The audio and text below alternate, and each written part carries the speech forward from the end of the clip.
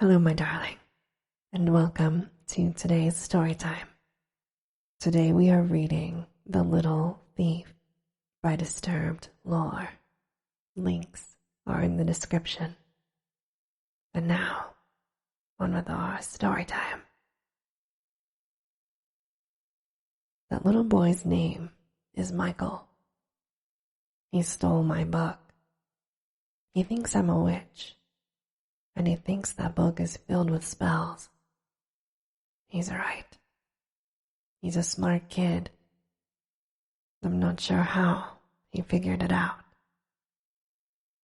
As a fourth grade teacher, it puts me in the perfect position to see teeth fall out.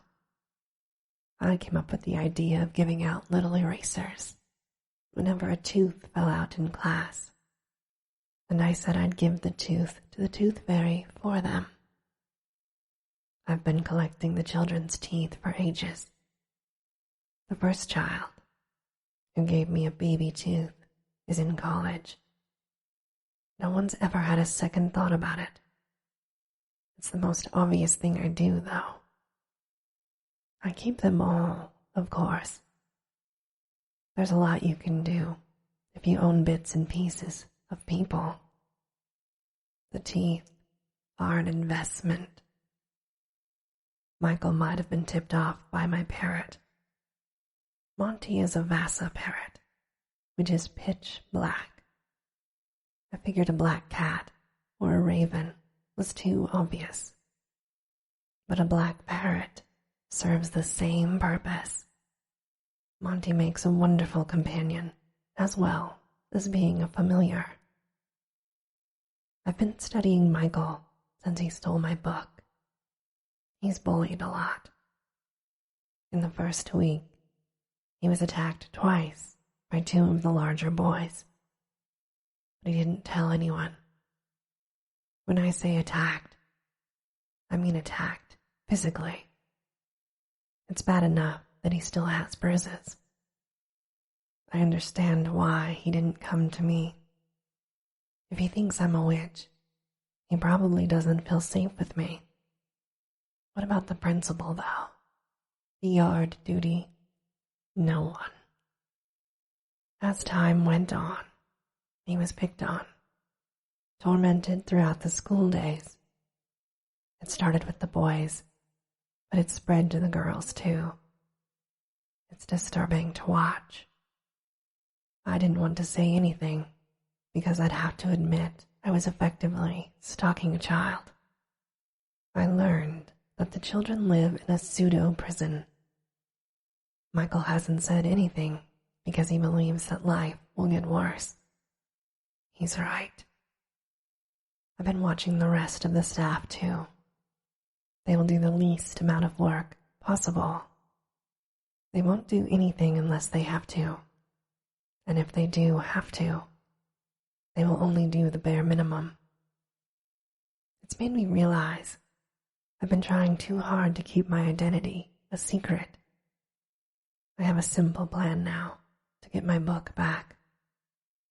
I pick up the teeth I need and place them in a coffee grinder.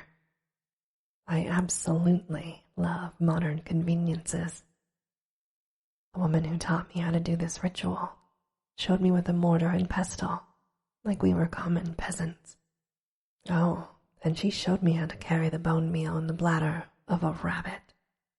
I'm using a plastic baggie. I meet the children in the creek bed. One bully, one victim. Kevin was talking when I stepped out from behind the trees. I can see Michael is afraid, even more so now that I'm here. Hello, boys. What are you doing out here? Michael stays quiet. We're just having fun exploring, Kevin lies. I empty the baggie into my hand. Come here, Kevin. He comes closer. I blow the ground tooth in his face. He flinches and spits out the tooth dust. Kevin, I say, grabbing his attention. Stop breathing. He opens his mouth, confused, but can't say anything. Air can't go in or out anymore. They'll find his body sooner or later and assume he choked on his own lunch. Michael. Yes, Mrs. L, he asks. He's not sure how to respond either. He also doesn't know my real name. I don't give it out, and so everyone just calls me Mrs. L. I understand you have my spell book. I would like it back. He's completely terrified. You're a smart boy, and I know you were dealt a really bad hand. No one's going to hurt you at this school anymore. Kevin was the worst one, and he's gone now. The others will stop. Or they'll have to speak with me, okay? He understands. So, you're, yes, I am. But I'm going to protect you from now on. But I would really like my book back. Oh yeah, it's at home. I can bring it to school tomorrow, he says. That would be wonderful, I smile. He looks at Kevin. You can control people? Why didn't you keep him, make him do chores or something? I adore how smart he is. Do you ever pull food out of the trash and wonder about eating it? No, of course not. Kevin was trash. He and I go our separate ways for the evening. I really couldn't blame him for stealing the book. I stole something once that was extremely valuable. I was the littlest one in my family, and so I was picked on too. He doesn't need to be punished. He needs help like I did. It's nice to know everything is being put back in its right place.